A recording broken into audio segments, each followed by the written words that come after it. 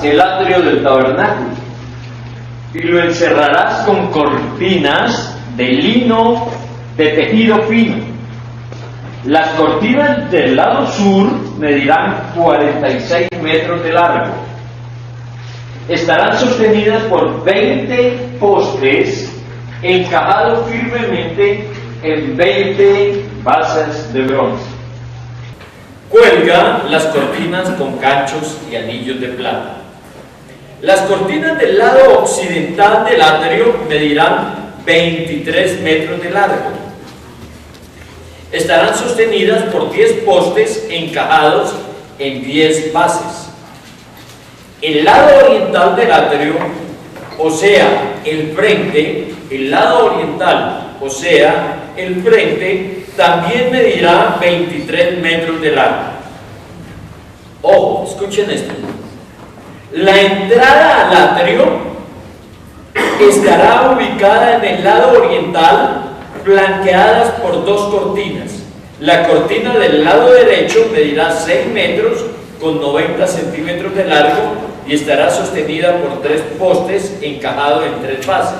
La cortina del lado izquierdo también medirá 6 metros con 90 centímetros de largo y estará sostenida por 3 postes encajados en 3 bases. Para la entrada del atrio, confecciona una cortina de 9 metros con 20 centímetros de largo. Elabórala de lino de tejido fino y adórnala con bordado hermoso de hilo azul, púrpura y escarlata. Sosténla con 4 postes, cada uno encajado firmemente en su propia base. Todos los postes alrededor del atrio deberán tener anillos y ganchos de plata y bases de bronce. Así que el atrio entero medirá 46 metros de largo por 23 metros de ancho y tendrá paredes de cortinas de 2 metros con 30 centímetros de alto, hechas de tejido fino de lino. Las bases de los postes serán de bronce. Todos los objetos que se usen para las ceremonias del tabernáculo, incluidas las estacas para sostener el tabernáculo y las cortinas del atrio, serán de bronce. Leí hasta el verso 19. Eso fue de lo que hablamos la semana pasada, del atrio, de sus especificaciones, y hablamos también de su tipología. Son las 7:25, 5 minutos para un repaso. ¿Quién quiere aportar sobre lo esencial que tomamos la semana pasada de la tipología del atrio? ¿Quién? A ver, ¿quién se atreve? O si no, lo hago voluntariamente obligatorio. Sí, Fernandito. Encontramos dos Levanta tu voz. Dos aspectos importantes, pues para mí se presentaron 2 aspectos bien llamativos, que una de las partes se encuentra en plata y la otra en bronce. Que la plata significa redención y el bronce significa juicio. Que la plata está sobre las columnas de bronce. Y eso pues tiene la tipología de lo que quiere hacer en sí el sentido de Jesús de justicia. No tengo más que aportar por ahora. Juicio. Quiero la palabra.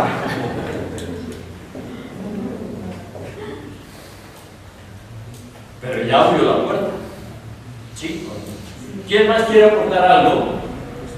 Las cortinas eran de lino. El lino fino,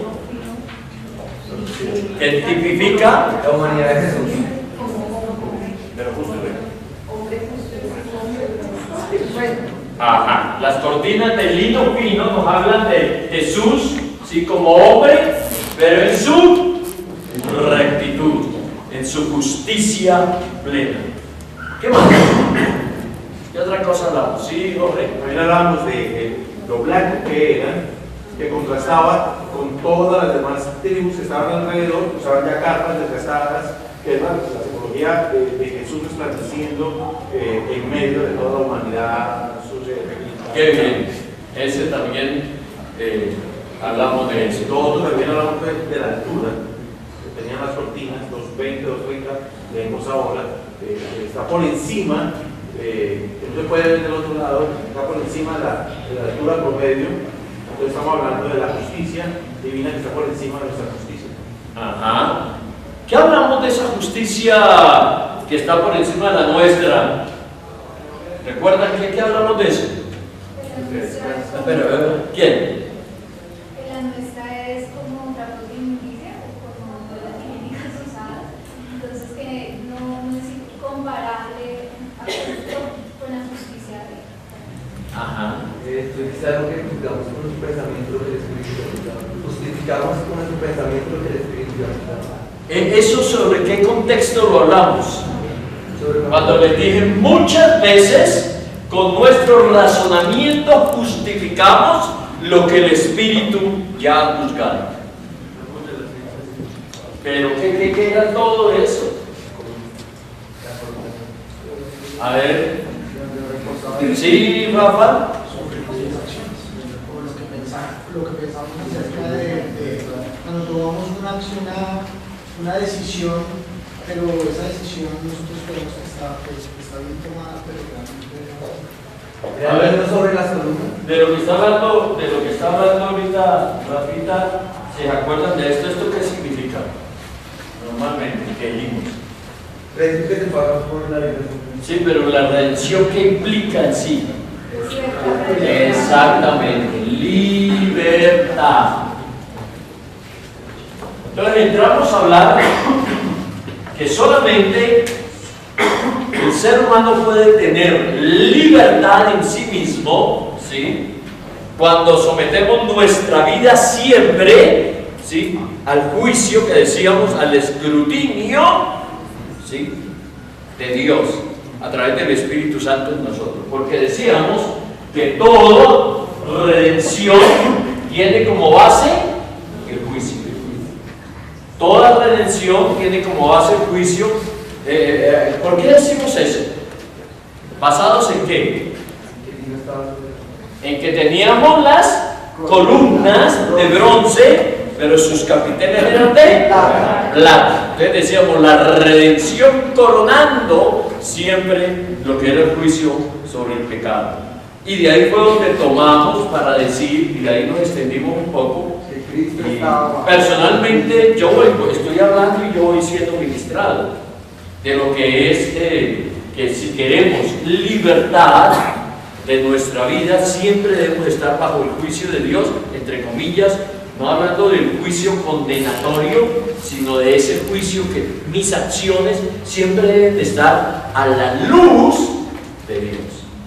Se me está terminando el tiempo del repaso. ¿Cuál fue tal vez los últimos pensamientos que tuvimos de tipología y de ayuda respecto a lo que es la unidad de la iglesia en este aspecto? Sí, pero que hablamos de eso, los ganchos, ¿sí?, de plata, todo eso que dijimos.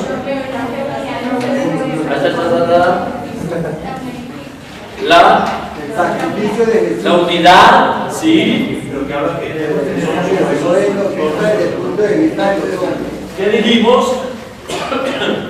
Que dice en primera de Juan 1:5. Ya quería que llegáramos. Que si tengo comunión con él, yo no puedo andar en tinieblas. Y si ando en la luz, entonces tengo comunión Unos con otros dijimos, el hecho de permanecer nosotros con nuestra vida a la luz de Dios permite, ¿sí?, que nosotros tengamos una unidad como cuerpo de Cristo. Mientras que nosotros no tengamos nuestra vida alumbrada, según ese texto de 1 de Juan 1:5, dice que si no estamos en luz como Él está en luz, no tendremos comunión los unos con los otros. Pero si estamos en luz, tendremos comunión los unos con los otros, y la sangre de Jesús nos limpia de todo pecado. Se hace evidente lo que realmente es el sentido aquí. Se hace evidente lo que Cristo hizo, el juicio sobre el pecado, cuando nuestra vida está siempre a la luz bajo el escrutinio, vuelvo y digo, en una palabra fuerte, bajo el juicio de Dios. Entonces vuelve el asunto, que nosotros muchas veces justificamos lo que hacemos con nuestros razonamientos, lo justificamos con lo que pensamos, sacamos todas las excusas posibles, pero en el fondo el Espíritu ya nos ha dicho qué es lo que debemos o no debemos hacer. Y si queremos tener una vida rozagante, una vida limpia, pongámosle mucha atención a esto que estamos hablando. Y no nos permitamos ese tipo de comportamientos que atentan contra nuestra vida y contra la unidad del cuerpo de Cristo. Estamos en un mundo y en una ciudad donde es tan fácil echarle la culpa a todo. Y en la vida cristiana nos acostumbramos a eso, fue que y era que estaba. Cuando en el fondo sabemos que fue que me levanté tarde y me da vergüenza decir, fue Locha, no el trancón que se me dio, pero nunca dijo qué trancón era, si el de cobijas o el trancón de él. Y son cosas así, justificamos lo que hacemos. ¿Todo para qué? Para quedar bien con los demás. Y no nos estamos dando cuenta que nos estamos destruyendo a nosotros mismos. Y esto es para meditarlo todo el tiempo. Vivimos una vida de apariencia, una vida espiritual. ¿Por qué? Porque tenemos que mostrarnos espirituales. No, lo mejor es ser real. Pero el ser real no quiere decir ser locho, ¿no? Una cosa es tener la paz del Espíritu Santo como nuestra amiga, otra es tener la paz de frescura nuestra. Yo puedo tener paz porque soy fresco, o puedo tener paz porque realmente estoy actuando delante de Dios. Bien, no sigo por ahí, si no, no termino de ver. Vamos hoy a hablar de la puerta. La puerta, como se dan cuenta, forma parte del atrio. Forma parte del atrio, pero no podemos dejar de hablar de ella. Y como nos dimos cuenta, está del texto que acabamos de leer. Si nosotros vamos allí, el verso 16 del capítulo 27 del Éxodo,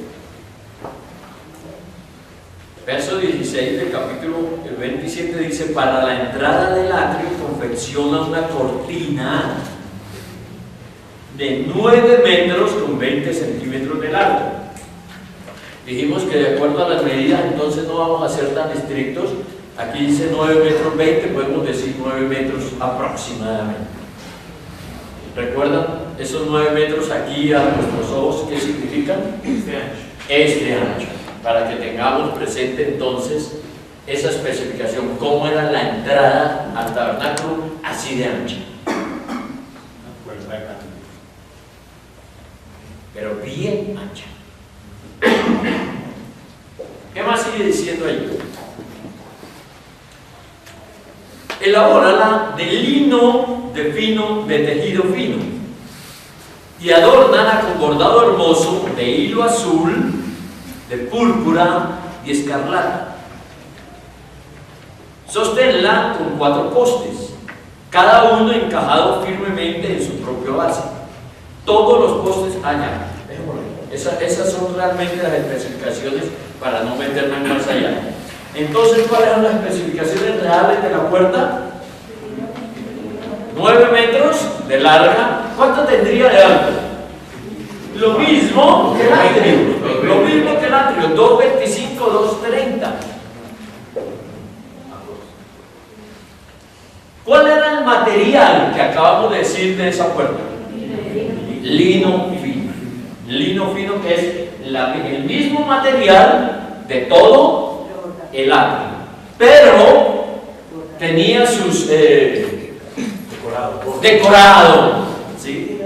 Tenía su bordado, y ese bordado era de 3 colores, que sería entonces, ¿cuáles nombramos allá? Azul, Púrpura. ¿Qué es púrpura? Rojo. Esto será como púrpura, ¿no? El rojo es el qué. Este es púrpura y ese es escarlata. ¿Sería? No. Púrpura es morado. Morado. Así como el pantalón de Laura. Ese es puro.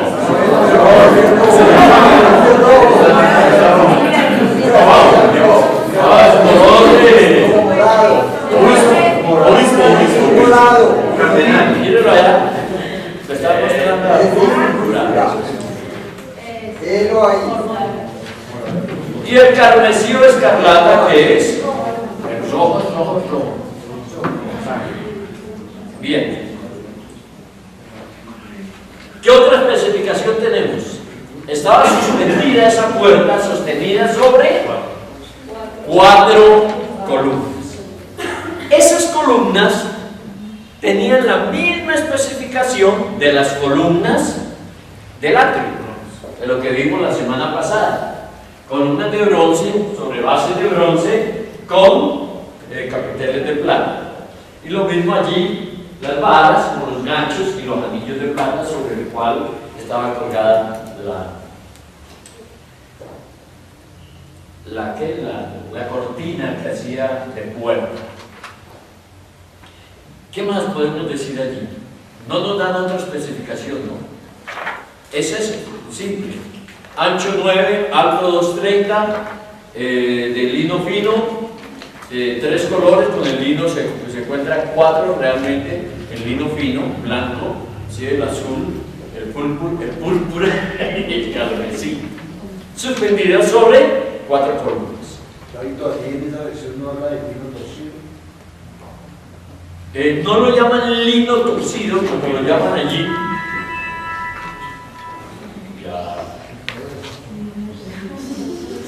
Lo llaman lino fino. Pero llama la atención lo de torcido porque es el tratamiento que se le hace a ese lino. Y que nos habla de qué, de todo el trato de Dios sobre Jesús, todo el tiempo en su humanidad. Pero son cosas de versiones, porque realmente el lino fino, se habla siempre del lino fino torcido.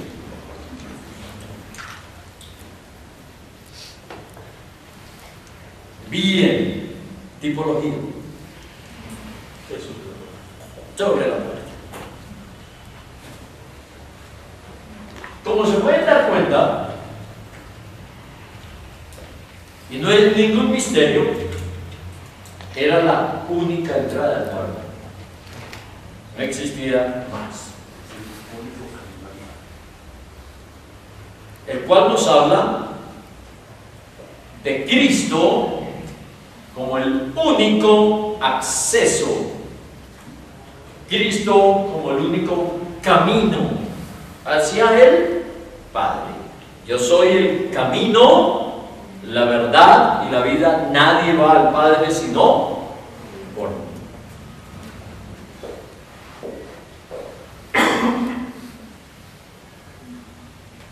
Hechos 4:12. ¿Quién lo quiere leer?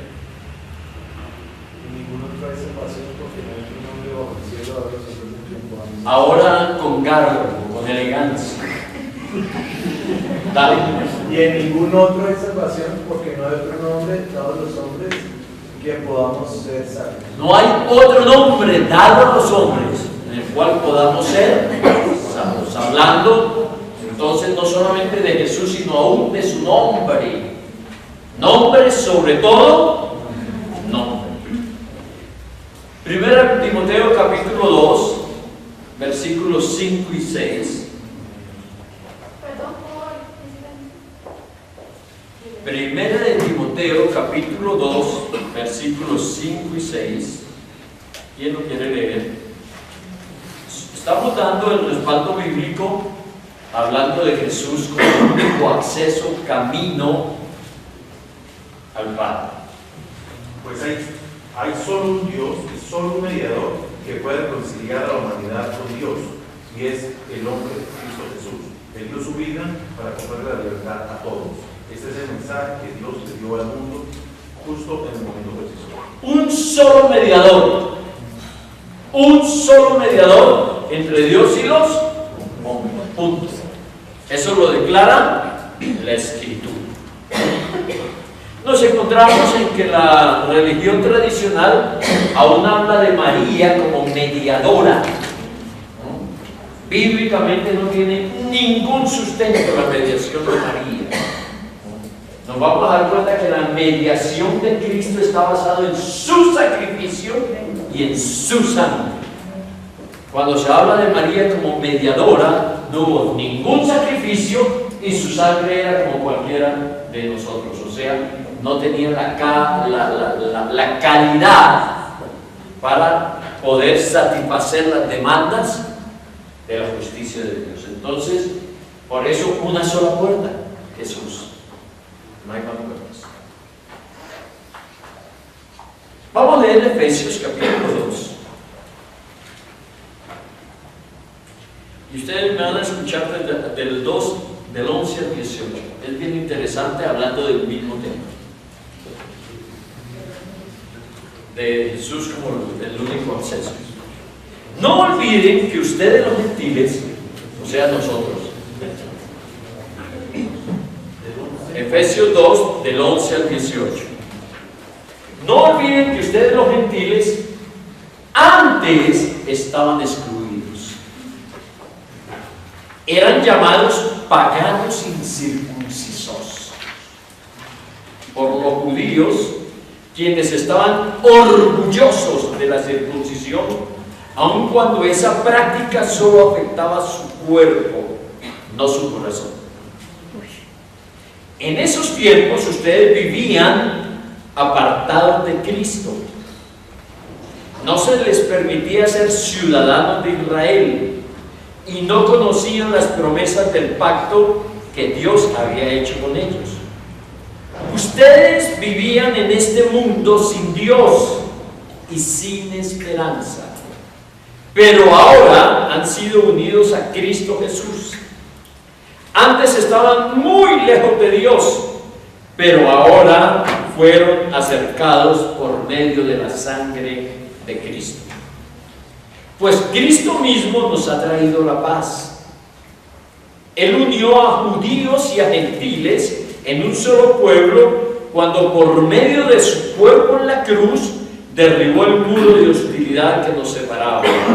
Lo logró al poner fin al sistema de leyes, de mandamientos y ordenanzas. Hizo la paz entre judíos y gentiles al crear de los dos grupos un nuevo pueblo en él. Cristo reconcilió a ambos grupos con Dios en un solo cuerpo por medio de su muerte en la cruz, y la hostilidad que había entre nosotros quedó destruida. Cristo les trajo la buena noticia de paz tanto a ustedes, los gentiles, que estaban lejos de él, como a los judíos que estaban cerca. Ahora todos podemos tener acceso al Padre por medio del mismo Espíritu, gracias a lo que Cristo hizo por nosotros. Todos. ¿Eso de qué nos habla? Cuando dice que tanto judíos como gentiles, todos fueron reunidos en Cristo. Cuando se habla de judíos y gentiles, sabemos que el mundo, los hombres delante de Dios, somos divididos así. La humanidad delante de Dios, cuando se habla en estos aspectos, la humanidad realmente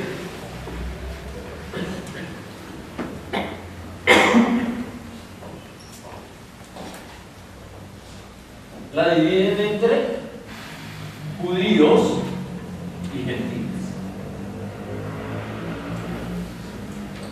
Judíos, el pueblo escogido por Dios; gentiles, todos los demás pueblos sobre la faz de la tierra. Y lo que acabamos de leer es que en Cristo judíos y gentiles tenemos un mismo acceso al Padre. Eso nos habla de lo ancha de la puerta, que es lo suficientemente ancha para que todo el que quiera pueda venir. al Padre por medio de Jesús.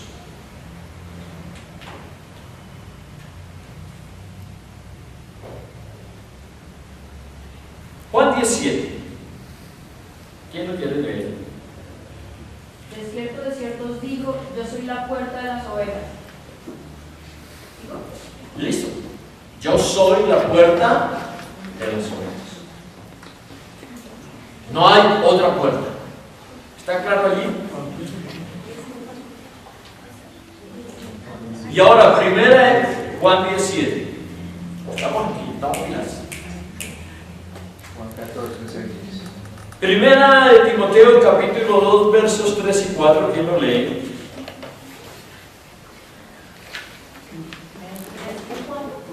Primera de Timoteo 2, 3, 4.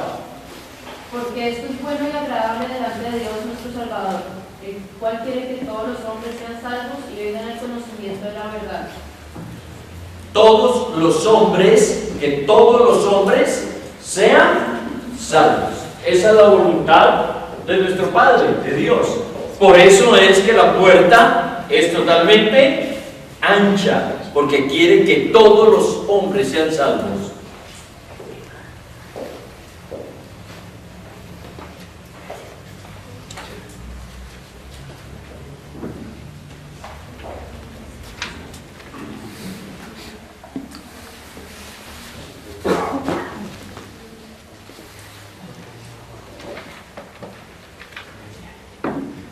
¿Qué más podemos hablar de la puerta? Dentro de la costumbre bíblica, las puertas tenían un gran significado. Aquí tenemos la puerta de un tabernáculo. Pero si nosotros vamos a lo que es el aspecto bíblico de las puertas, tenemos que tener presente cómo era el contexto de las ciudades antiguas, ¿no? Para tener presente, más o menos, que tengamos idea, como Cartagena, ciudades amuralladas que tenían determinadas puertas, como lo es Jerusalén, amurallada con puertas. Y allí en las puertas era donde se juzgaban todas las cosas, se hacían los ancianos de la ciudad en las puertas. ¿Quiénes eran los ancianos de la ciudad? Los ancianos de la ciudad eran los que dirigían o gobernaban la ciudad. Entonces, todo aquel que iba a hacer un negocio, todo aquel que tenía un pleito, aún los mismos matrimonios se realizaban en las puertas de la ciudad. ¿Por qué? Porque todo el mundo tenía que pasar por la puerta. Y allí los ancianos lo que hacían era juzgar todas las cosas. ¿Por qué? Porque la puerta era un lugar público. Un lugar público.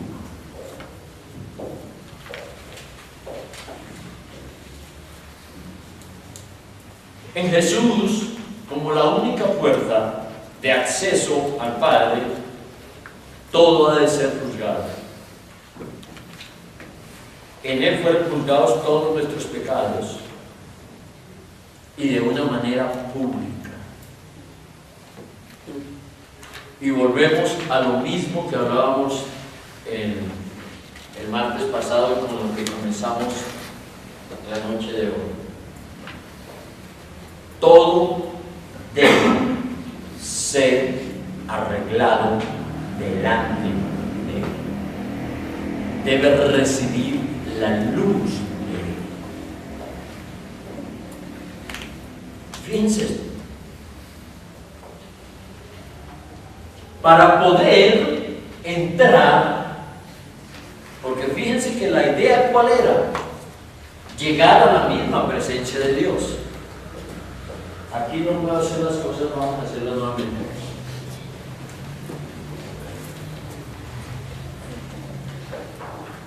Rápidamente, tenemos nuestro atrio, tenemos el tabernáculo acá, tenemos el altar de la fuente de bronce, el altar, y estamos aquí hablando de la puerta.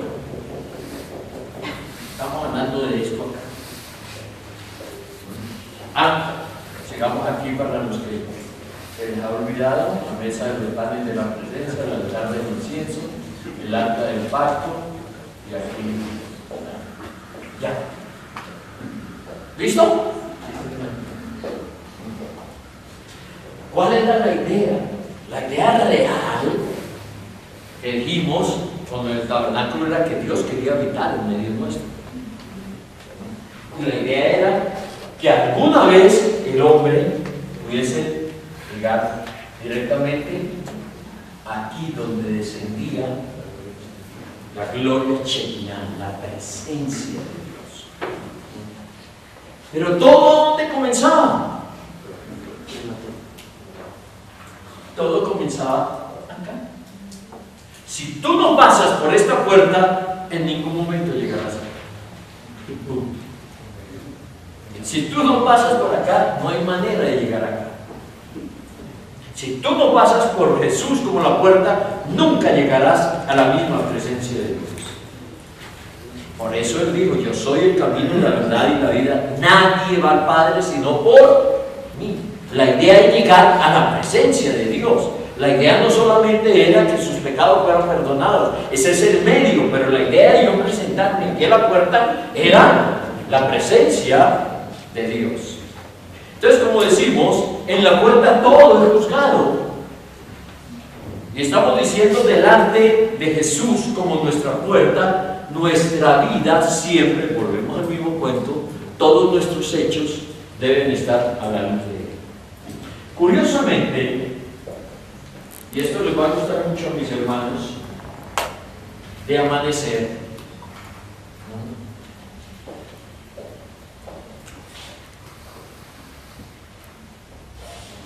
aquí ¿qué queda? ¿Oriente, occidente? Oriente. Y por el oriente sale el sol, viene el amanecer, la luz. Aún de lo que hablamos de nuestro amanecer acá en la congregación, es porque la puerta está al oriente. De pronto ellos ni se lo imaginaban, pero hoy están aprendiendo eso. El Espíritu Santo nos dijo. Pero ¿qué quiero decir con esto? Toda nuestra vida, ya los que estamos acá, hemos pasado por esta puerta. Y cuando pasamos por esta puerta, y si alguno no lo ha hecho,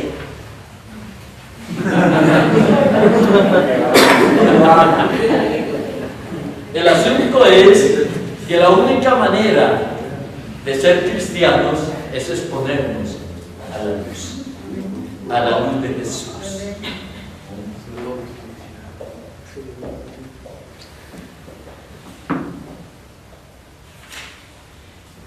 Bien, no creo que haya más que decir en sí de la puerta como puerta. Ahora vayamos a la tipología sobre qué estaba sostenida esa puerta.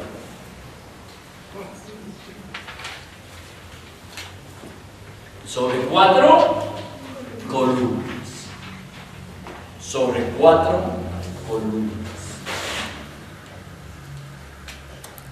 Las 4 columnas, ¿de qué nos hablan? Las 4 columnas son tipología de los 4 evangelios. Los 4 evangelios que nos hablan de Jesús.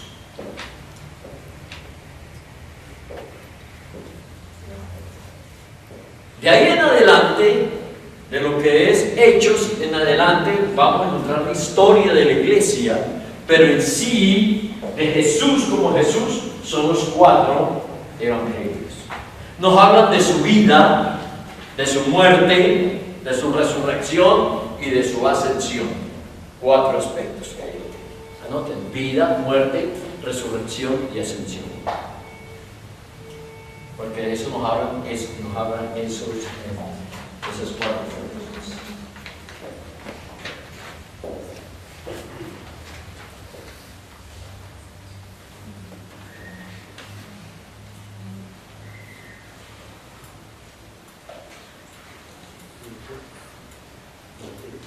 Los colores de la puerta también nos hablan de Jesús.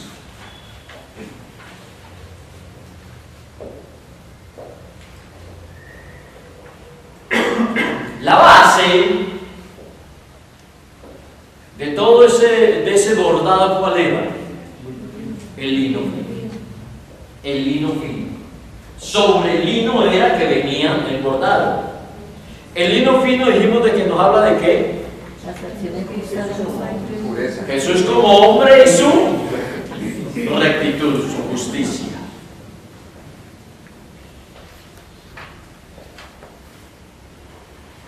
Pero sobre ese Jesús recto y justo es que podemos ver entonces los demás colores.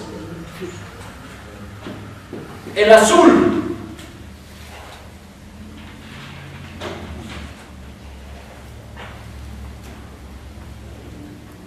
nos habla de que vino del cielo, que es celestial.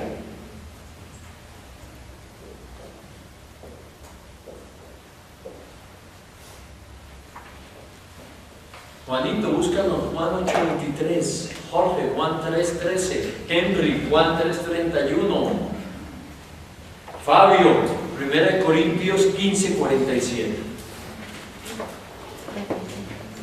Lo repito, ahora no repito las personas y no los versículos. Juan 8:23, para que anoten los hermanos, hablando de Jesús del azul. Juan 8:23, Juan 3:13, Juan 3:31 y 1 Corintios 15:47. Comencemos, Juan 8:23. Jesús continuó diciendo: ustedes son de abajo, yo soy de arriba, ustedes pertenecen a este mundo, yo no. Ustedes son de abajo, yo soy de arriba. Una manera de decirlo, ¿no? Yo soy de arriba. ¿Cómo lo dice Juan 3:13? Nadie jamás fue al cielo y regresó, pero el Hijo del Hombre bajó del cielo. El Hijo del Hombre bajó del cielo. El Hijo del Hombre bajó del cielo. Juan 3:31. El Hijo de Dios viene del cielo y es más importante que todos los que vivimos aquí en la tierra. El Hijo de Dios viene del cielo. Y ahora cerremos con 1 Corintios 15:47. El primer hombre es de la tierra, terrenal. El segundo hombre, que es el Señor, es del cielo. El segundo hombre, que es el Señor, es del cielo. De eso nos habla el azul, celestial. ¿Qué creen que cuál de los evangelios corresponde para que nos hable de Jesús celestial? Juan. Anoten eso. Juan va de la mano entonces con ese azul.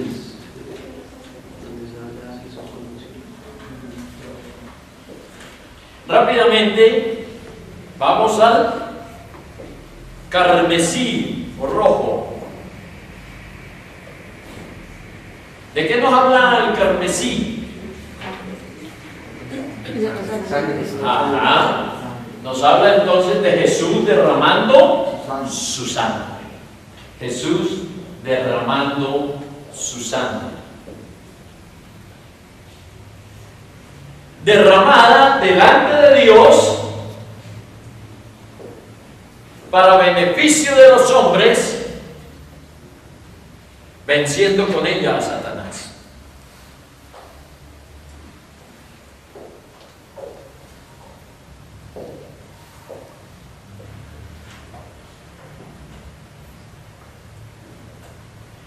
El valor real de la sangre de Jesús está delante de Dios.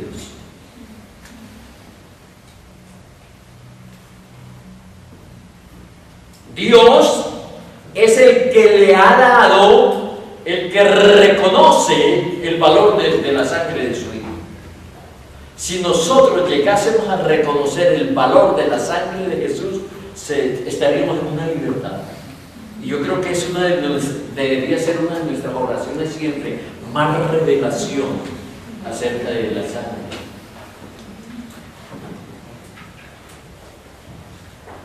Recuerden, la sangre de Cristo tiene un valor total delante de Dios. No es fetiche de estar colocando la sangre de Cristo en las cosas.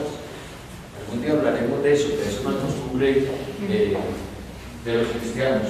Le ponen la sangre a las cosas. No, la sangre fue presentada solo en un lugar, en el propiciatorio. Eso no es para estar agarrándola y poniéndola donde mejor se nos ocurra. Eso es ignorancia de la obra de Cristo.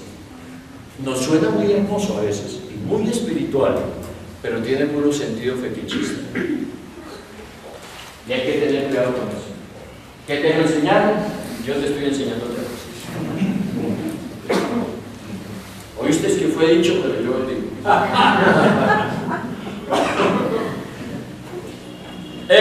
Anoten en Efesios 2:13, que nos habla del valor de la sangre. Hebreos 9:14. Efesios 2:13. Hebreos 9:14. ¿Quién lee Efesios 2:13? Pero ahora han sido unidos a Cristo Jesús. Antes estaban muy lejos de Dios, pero ahora fueron aceptados por medio de la sangre de Cristo. Por medio de la sangre de Cristo. Y Hebreos 9:14. Cuanto más la sangre de Cristo, el cual mediante el Espíritu Eterno se ofreció a sí mismo sin mancha a Dios, limpiará vuestras conciencias de obras muertas para que sirváis al Espíritu. Cuanto más la sangre de Cristo se ofreció sin mancha delante de Dios, limpiará nuestras conciencias de obras muertas para que sirvamos a Dios. ¿Con qué evangelio va de la mano esta?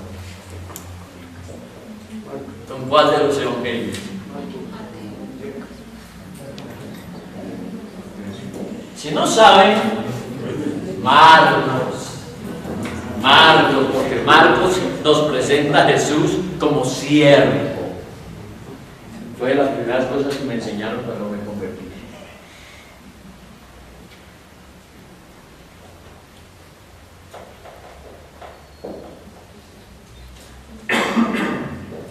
Ahora el púrpura.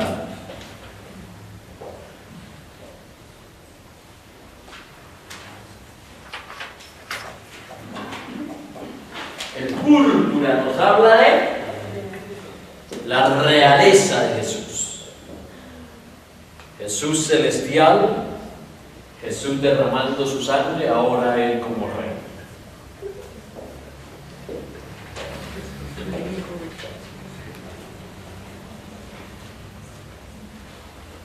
Apocalipsis 17:14 y Apocalipsis 19:16. Apocalipsis 17:14 y Apocalipsis 19:16.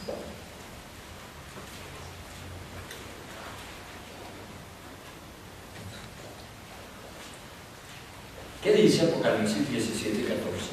Irán juntos a la guerra contra el Cordero, pero el Cordero los derrotará, porque Él es el Señor de todos los señores y el Rey de todos los reyes. Ah, qué lindo. Irán contra el Cordero, pero Él los derrotará, porque ese Cordero es el Rey de Reyes y el Señor de señores. Son de las cosas de Apocalipsis que son hermosas.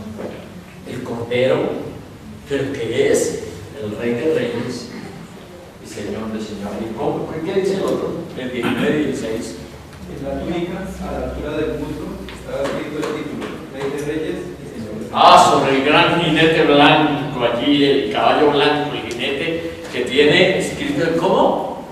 ¿Se muslo? Rey de Reyes y Señor de Señores. Rey de Reyes y Señor de señores. ¿Y ese con qué evangelio va? Mateo. Porque Mateo es el que nos habla de Jesús como Rey, es su énfasis.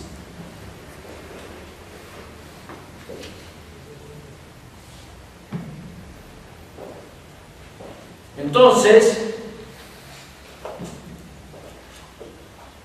¿qué evangelio va con el lino fino?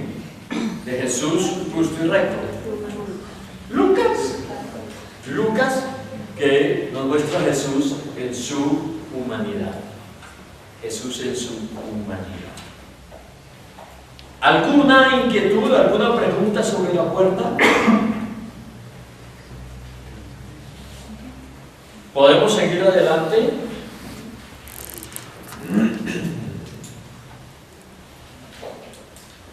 Como nos damos cuenta, nos habla totalmente de Jesús. Estamos viendo a Jesús en todo. ¿Qué sigue entonces el primer mueble? Entramos. Vamos a hablar del altar de bronce, altar del sacrificio, altar del metal o altar del holocausto. Todos esos nombres lo tienen. Vamos a llamarlo el altar de bronce. El altar de bronce. Nos hablan del altar de bronce ahí en Éxodo capítulo 27, del 1 al 8.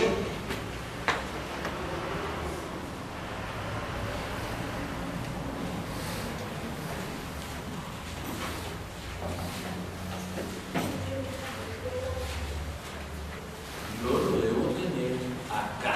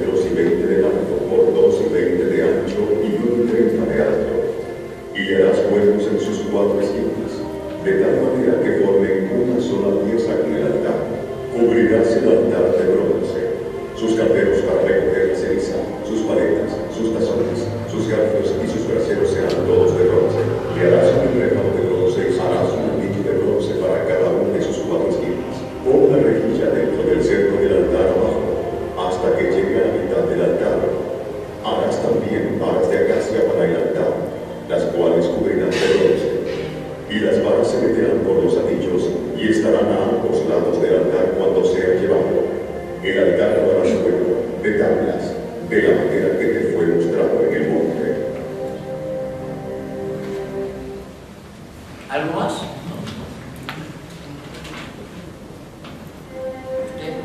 Yo sabía que eso era. Vamos a leerlo en la Nueva Traducción Viviente rápidamente. Con madera de acacia construye un altar cuadrado que mida 2 metros con 30 centímetros de ancho y de largo, y 1 metro con 45 centímetros de alto. Haz cuernos en cada una de las 4 esquinas, de modo que el altar y los cuernos formen una sola pieza.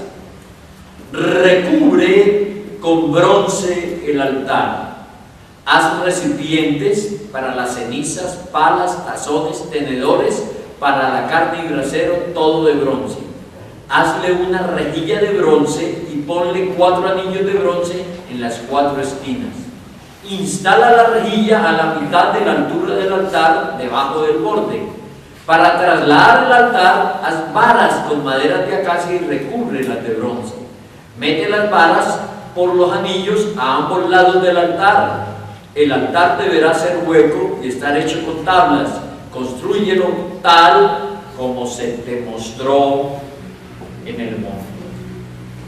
Especificaciones reales del altar, entonces. Cuadrado, ¿no es verdad? De 2.30 metros. Era un altar, ¿no? Tremendo, ¿no? ¿Cómo medimos un altar? A ver. 1, 2, por acá.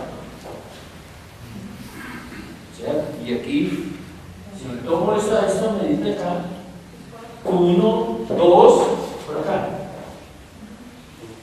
Era grandote. Y de 1.45, igual que yo, pero sí por acá. Alto.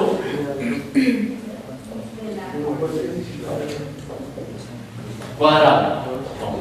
2.30, 2.30. Perdón. 2.30, 1.30, perdón. De A. Sí. si los confundí. 1.30 de alto. Material con el que fue hecho: madera de acacia. Madera de acacia o de citín. ¿Cómo dice? Es lo mismo, se nombraba la acacia como citín. Y después de que se hacía, se recubría totalmente de bronce. Se recubría totalmente de bronce.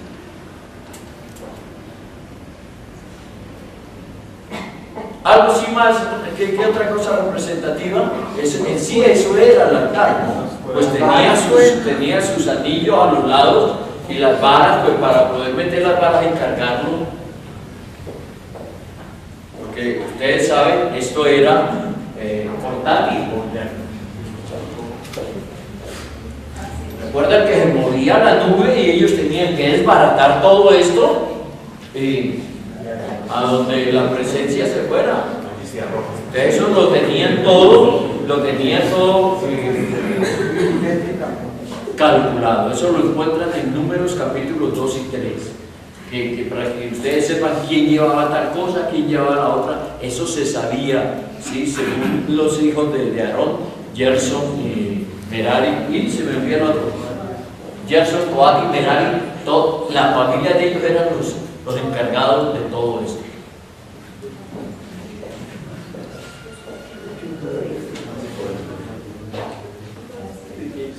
Bien, rápidamente, la tipología. Me queda, no alcanzó a verlo todo, creí que sacaba el altar. Pero rápidamente, era el más grande de todos los muebles.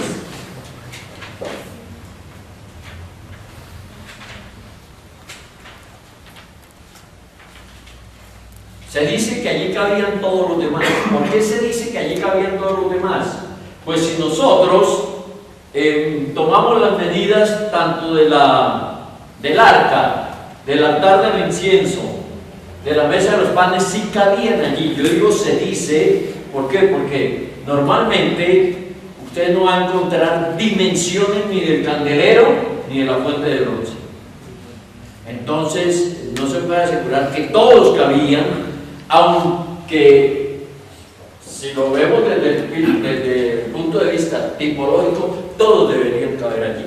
¿Por qué? ¿Por qué? Porque todo depende, ¿sí?, de lo que se hacía allí. Todo dependía de los sacrificios hechos. La palabra altar significa lugar alto, lo que se levanta.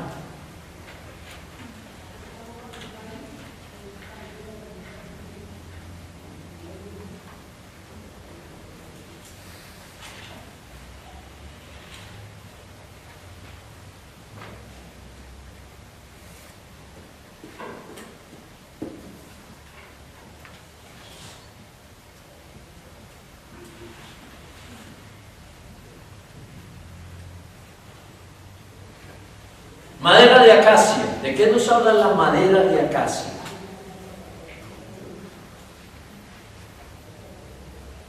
La madera de acacia nos habla también de la humanidad de Jesucristo hombre.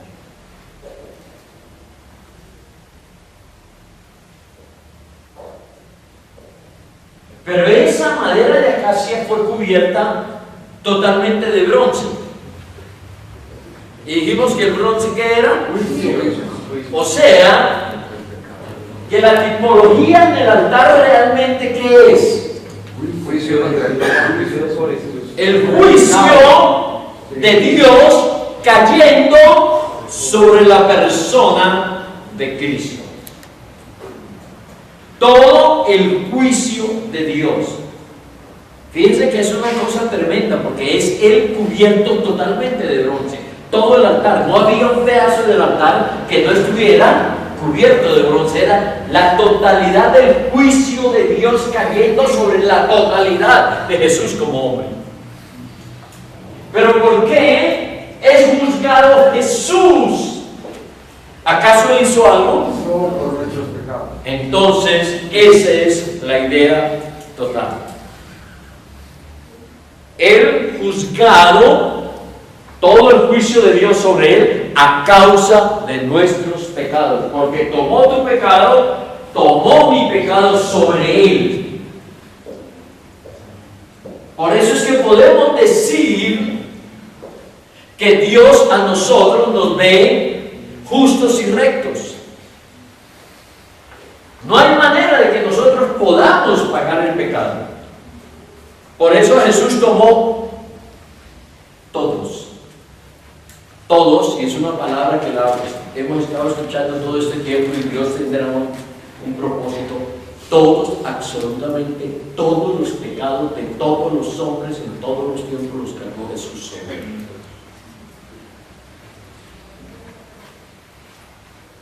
¿Se pueden imaginar? Aún los que no has cometido. Todo fue perdonado allí, porque Jesús fue juzgado una sola vez y para siempre. ¿Y cómo es posible que se haya llevado lo que todavía yo no he hecho? Recuerden, una cosa es nuestro tiempo, otra cosa es el tiempo de Dios. Dice la Escritura que Él, como Cordero de Dios, fue inmolado de antes de la fundación del mundo. ¿Para qué? Para incluir, sí, antes de la fundación del mundo, tus pecados. ¿O es que antes de la fundación del mundo habías cometido alguno? ¿Se dan cuenta? Que muchas veces, pero ¿cómo es posible? Sí, como que aceptamos el perdón de los pasados, o los de ahora, pero del futuro. ¿Acaso cuando Cristo murió, todos tus pecados eran futuros? Todos tus pecados eran futuros. Y sin embargo, allí fueron juzgados todos los pecados futuros. ¿Está quedando claro eso? Para que por fe tomemos y creamos, porque una de las cosas, ustedes saben, yo casi no acostumbro darle crédito a Satanás, pero es que en esto es terrible. Le cegan los ojos a los cristianos para que los cristianos no vean la verdad de la obra de Cristo aquí, en el altar. ¿Tipo de qué? De la cruz. Allí Él lleva absolutamente todo. Entonces, la idea real es: el altar tipifica a Jesús como hombre recibiendo todo el juicio de Dios, de tu pecado y de pecado, en la cruz del Calvario.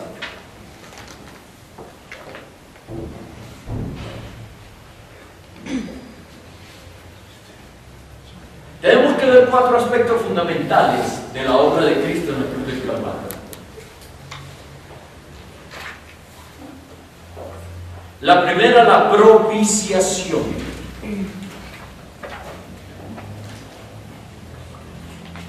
Propiciación. La segunda, la redención. Propiciación. La segunda, redención.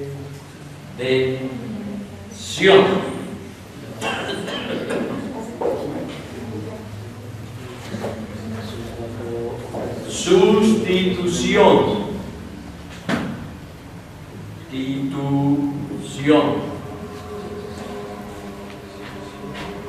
Y por último, reconciliación.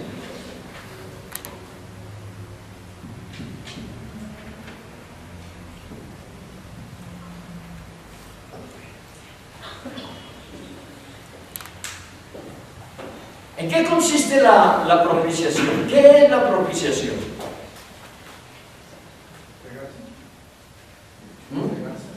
Quitar la ira. ¿Entregaste? Propiciación es, ¿sí? Propiciación es ese sacrificio de Cristo que aplaca la ira de Dios que es real.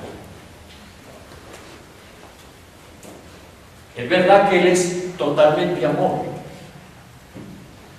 pero nadie puede negar que la Escritura también dice que el que se rehúsa a creer en el Hijo, la ira de Dios está sobre él.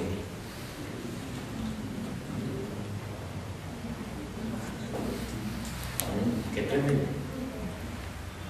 La propiciación tiene que ver, es que era una costumbre aún en todos los pueblos y en las tribus pasadas, que ofrecían sacrificios para aplacar la ira de los dioses. Pues la ira de Dios es real, y esa parte del sacrificio de Cristo que retira la ira de Dios sobre todo aquel que cree, pues a eso se le llama propiciación. Ya dijimos que es la redención. La redención tiene que ver ya con el valor de la sangre derramada para hacernos libres.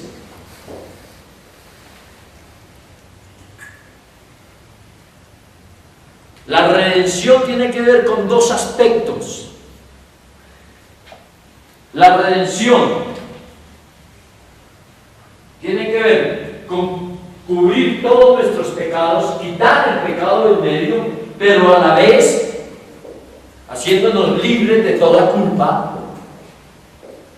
Nos redime, nos hace libres de toda culpa, pero también la redención tiene que ver con la libertad de la esclavitud de Satanás. Porque el hombre cuando peca queda esclavo de Satanás. Quiero decir, el hombre, el ser humano. No estoy hablando del cristiano, estoy hablando del ser humano. Recuerden que aquí hasta ahora estamos entrando.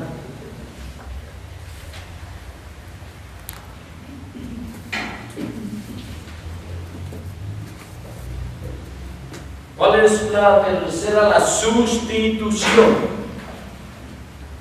Tú y yo deberíamos morir allí en la cruz del Calvario. Él toma nuestro lugar, nos sustituye.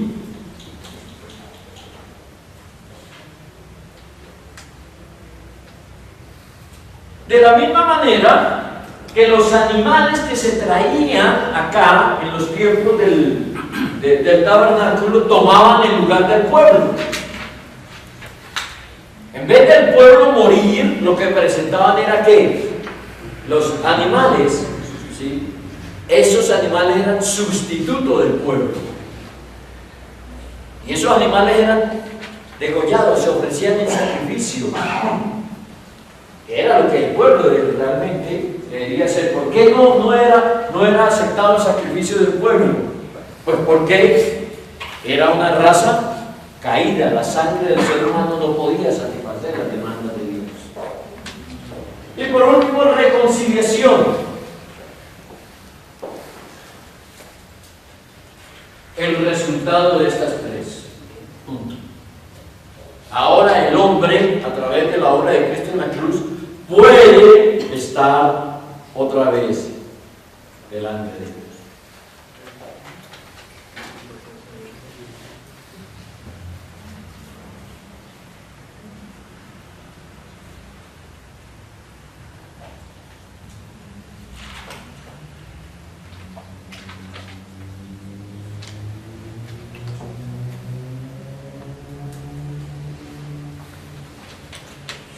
Cinco minutos para no dejar esto en punto. Tipología de este sacrificio de Jesús. Tal vez de esto, no sé si ya les hablé a los de Juan 4 o les hablé a los de Hebreos. En todo caso, ustedes.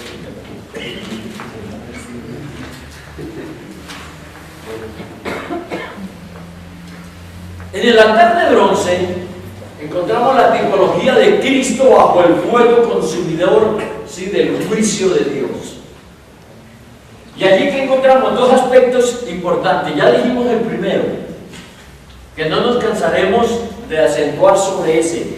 Cristo como hombre juzgado, el juicio de Dios por nuestros pecados sobre él.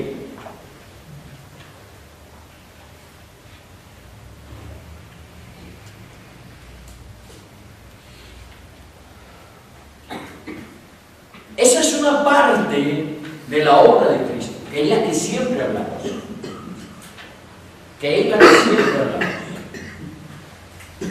Pero hay otra parte de la obra de Cristo que pocas veces nos referimos a ella, y es bueno que lo hagamos hoy también. Y es que Jesús no solamente murió, o lo que lo motivó a morir no solamente, ayúdame Padre, no solamente fue tu pecado y mi pecado. Hubo algo que lo motivó a él antes que cualquier cosa, y fue obedecer a su Padre. Otra cosa es que obedeciendo a su Padre arregla nuestra situación. ¿Está claro?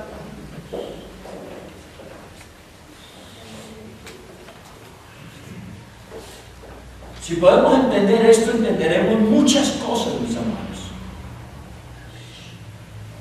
En otras palabras, podría decir que Jesús quiso que el Padre destruyera la ley.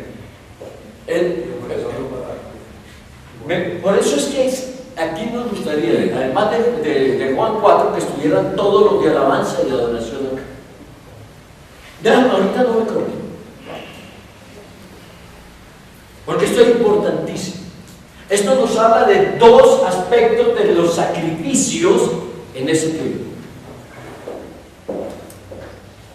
El primer aspecto era la expiación, que tiene que ver con nuestros pecados.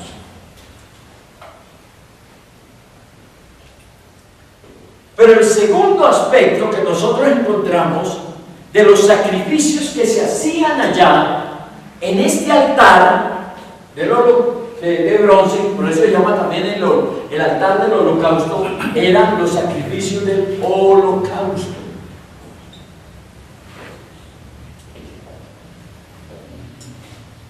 Que eran unos sacrificios de olor grato. ¿Me regalan 5 minutos más? ¿O dejo aquí? No quiero fallar, mejor las 8:30. 5 minutos, 7 minutos. Mira, esto es tremendo. Es que el tiempo me apremia ya para terminar después con tantas cosas. Esto tiene que ver, expiación, pecados, con la primera parte que hablamos de la obra de Cristo. Él muriendo por tu pecado y mi pecado. Eso tiene que ver con la expiación. A diferencia de los animales, que era solo que sus pecados eran cubiertos, aquí por la expiación de Cristo nuestros pecados son quitados. De eso ya hemos hablado bastante y vamos a seguir hablando. Pero hay una segunda parte que es donde quiero que me pongan la atención. Que a esa parte del sacrificio de Cristo que tiene que ver con el holocausto. Había una parte fundamental allí. En los sacrificios de expiación, allá en el tabernáculo, se ofrecía para perdón de los pecados, pero los sacerdotes comían de esos sacrificios. Recuerdan que eran levitas que ellos no tenían de dónde más. ¿De dónde comían los levitas? Ellos lo pasaban de asado en asado. Ellos comían de aquí. Cuando el sacrificio era por expiación. Pero cuando era sacrificio de holocausto, que normalmente venía después del sacrificio de expiación, este sacrificio era de acción de gracia, de olor grato. De ese sacrificio, los sacerdotes no podían tomar absolutamente nada. Todo era consumido delante de Dios, porque era totalmente para Dios. Ese nos tipifica esa parte de la obra de Cristo, que se entregó en obediencia a Dios, para agradarlo a Él totalmente. Fíjense que lo que Él hizo primero fue adorar a su Padre, entregándose plenamente. Y el resultado de eso fue que tú y yo somos libres. Seríamos demasiado humanistas creer que Jesús solo murió por nosotros. No, Jesús murió obedeciendo a su Padre. Eso fue lo que lo motivó a él. Otra cosa era que obedeciendo a su Padre, tú y yo, ¿sí?, íbamos a ser perdonados. ¿Lo estamos tomando? Eso es tremendo. Ahora, mis amados, ¿qué tiene que ver eso contigo y conmigo? El holocausto tiene que ver totalmente con la adoración. Es nuestro sacrificio de alabanza, de olor grato a Dios. Y al igual que los sacerdotes o los levitas no tomaban nada de allí, el principio bíblico es que de la adoración tú y yo no debemos tomar absolutamente nada. Toda nuestra adoración es consumirnos plenamente delante de Dios. Que hemos vuelto la adoración un medio para sacarle cosas a Dios. Terrible cosa. Cuando es momento de adoración, solamente es nosotros consumiéndonos. Ahora Él es bueno, sé que nos va a bendecir, pero nunca dejar un momento de adoración para bajar a administrar a las personas. Estamos cometiendo ese error. En todos los lados se comete ese error. ¿Por qué lo hacemos? Porque ignoramos el holocausto. Cuando nosotros aprendamos a entregarnos en plenitud, a desgastarnos totalmente en holocausto, veremos mucho más de la gloria de Dios de lo que hemos visto hasta el día de hoy. Y seremos bendecidos. ¿Cuántos dicen amén? Eso está bien clarito. Si entendemos esto, seremos un pueblo profundo. Ténganlo por seguro, mis amados. Yo no tengo que torcerle el brazo a Dios para que me bendiga. No le robemos la gloria a Él. Estemos en su presencia. Hay que ministrar, tenlo por seguro que su gloria nos llenará. Y todo tiene su nombre. Que el Señor les contemple.